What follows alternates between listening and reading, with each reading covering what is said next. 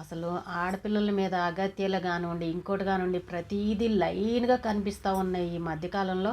ఇప్పుడు ఒకటి కలకత్తా కేసు చూసాము, అది జరుగుతూ ఉంది. మళ్ళీ బొంబాయి కేసు చూసాము, అది జరుగుతుంది. ఇప్పుడు మళ్ళీ ఆహ్, గుడ్లవల్లేరు కాలేజ్ బీటెక్ కాలేజీలో హాస్టల్‌లో అమ్మాయిల దగ్గర కెమెరాలు పెట్టి వీడియోలు తీశారని ఇప్పుడు కొత్తగా ఇంకొక న్యూస్ వస్తూ ఉంది. అసలు ఏం జరుగుతున్నాయో ఏంటో అర్థం కావట్లేదు.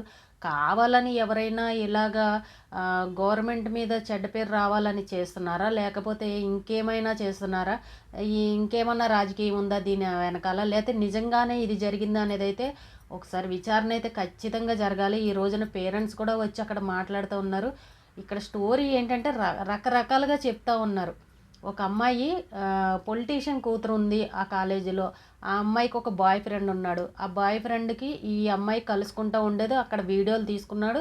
వీడియోలు తీసుకుంటే ఈ అమ్మాయిని బ్లాక్మెయిల్ చేస్తూ ఉన్నాడు. నీ వీడియోలు బయటికి రాకుండా ఉండాలంటే అక్కడ ఉన్న అమ్మాయిల వీడియోలు పంపించమని బ్లాక్మెయిల్ చేసినట్టు. అందువల్ల ఈ అమ్మాయి అక్కడ కెమెరాలు పెట్టి అక్కడ ఉన్న పిల్లలు మిగిలిన వాళ్ళ వీడియోలన్నీ ఆ బాయ్ ఫ్రెండ్కి అందిస్తున్నట్టు, వాడు వెళ్ళి వేరే వేరే వాళ్ళకి డబ్బులకు అమ్ముకుంటున్నట్టు ఇలాంటి కథలైతే వినబడుతున్నాయి. కానీ నిజంగా అది ఏంటి అనేది అయితే మనకు తెలీదు. అలాగే ఇంకొకటి ఏమని వస్తుంది అని అంటే, పొలిటీషియన్ ఉన్నారు దీని వెనక. ఆ అమ్మాయి తండ్రి పొలిటీషియను, అందువల్ల ఆ అమ్మాయి పేరు బయటికి రాకుండా కాలేజీ వాళ్ళకి బెదిరిస్తున్నారు. మీ కాలేజీ పరువు పోతుంది, ఇది ఇంకోసారి మా అమ్మాయి పేరు బయటికి రాకూడదు, నీ కాలేజీ మోయిస్తాను, ఇలాంటి బెదిరింపులన్నీ బెదిరించినట్టు. ఆ కాలేజీ వాళ్ళేమో పిల్లల్ని బెదిరించినట్టు, మీరు ఇలాంటి న్యూస్ చేస్తే కాలేజీకి చెడ్డ పేరు వస్తుంది, మిమ్మల్ని ఫెయిల్ చేస్తాము, మీకు ఇది అని పిల్లల్ని బెదిరిస్తున్నట్టు ఇలా రకరకాలుగా మాట్లాడుతున్నారు. పేరెంట్స్ ఇచ్చి మాట్లాడే విషయం ఏంటంటే, ఇక్కడ గంజాయి అని ఇలాంటి బ్యాచ్లు కూడా ఇలాంటి ఇంతకుముందు ఆరోపణలు ఉన్నాయి, ఇక్కడ ఇలాంటివన్నీ జరుగుతూ ఉన్నాయి, ఎవరు కూడా విచారణ చేయట్లేదు. ఇప్పుడు ఇది ఈ సంఘటన మీద విచారణ జరిపించాలి, రాత్రి నుంచి పిల్లలు ఇక్కడే ఉండి నిరసనలు చేస్తున్నారని చెప్పేసి పేరెంట్స్ మాట్లాడడం. ఏది జరిగినా అక్కడ ఏదో నిప్పు లేకుండా పొగరాదు కదా అని చెప్పేసి అయితే కొంతమంది మాట్లాడుతున్నారు.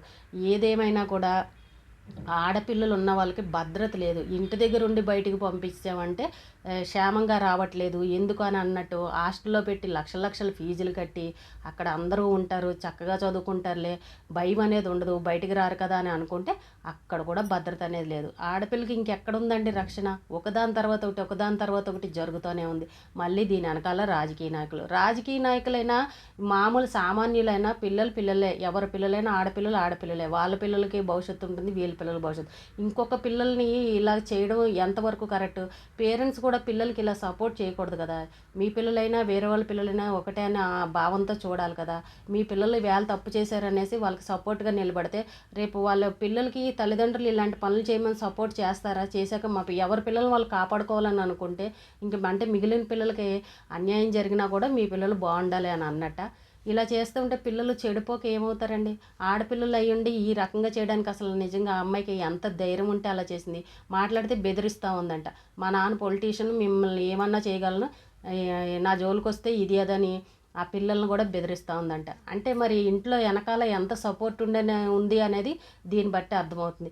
ఇక్కడ రకరకాల కథలైతే వినబడుతూ ఉన్నాయి. కానీ ఆఖరికి ఒక అబ్బాయిని అయితే పట్టుకున్నారు, ల్యాప్టాప్ సీజ్ చేశారు, ఆ కెమెరాలు తీసుకున్నారు. మరి 300 వీడియోలు ఉన్నాయని ఒక న్యూస్ వస్తూ ఉంది. అలాగే 100 రూపాయలకి వీడియోలు అమ్ముకుంటున్నాడని ఒక న్యూస్ వస్తూ ఉంది. అసలు దీని వెనకాల చీకటి కోణం ఉందా? ఈ వీడియోలు ఇంకెవరికన్నా పంపించారా ఏంటి అనేది అయితే విచారణ అయితే ఖచ్చితంగా చెయ్యాలి. ఈ పిల్లలకి న్యాయమైనతే జరగాలి. అక్కడ ఏం జరిగిందని ఇప్పుడు ప్రతి ఒక్కరు ఏంటంటే తల్లిదండ్రులకు భయం పట్టుకుంది. ఏమో వాడే ఆ పిల్ల పెట్టిన దానికి ఎవరి పిల్లలు ఉన్నాయో ఏమున్నాయి, బాత్రూంలో వీడియోలు అంటే ఎలా ఉంటాయండి? మరి ఇప్పుడు అందరికీ భయం పడుతుంది. ఎప్పుడు పెట్టారో కెమెరా, ఎప్పుడు చూశారు, ఎప్పుడు తీశారు, అసలు నా వీడియో ఉందా, ఎవరికైనా భయమే కదా. ఇప్పుడు పేరెంట్స్ కూడా భయపడతారు, మా పిల్లల వీడియోలు ఉన్నాయా ఏంటి, ఏం జరుగుతుందనని ప్రతి ఒక్కరికి భయం అనేది ఉంటుంది.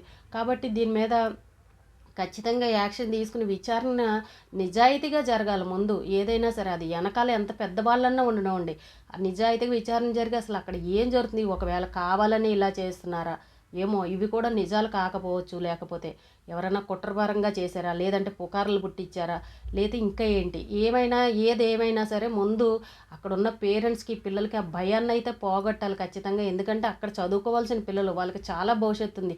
ఇలాంటి భయాలు ఉంటే ఏ పిల్లలైనా సరే వాళ్ళ భవిష్యత్తులో ఏం జరుగుతుందని ముందు తల్లిదండ్రులకు కూడా భయమే కదా. అక్కడ కాలేజీలో జాయిన్ అయ్యి చదువుకోవాలన్నా భయమే. వాళ్ళ భవిష్యత్తు ఆధారపడి ఉంది అక్కడ ఉన్నంత వరకు కూడా. ఇప్పుడైనా సరే మనం గమనిస్తుంటే ఆడపిల్లల మీద మీద ఏది జరిగినా కూడా అత్యాచారాలు కానివ్వండి, ఇంకోటి కానివ్వండి, ఇంకోటి కానీ ఏది జరిగినా ముందు రాజకీయ నాయకులు ఉంటున్నారు దాని వెనకాల.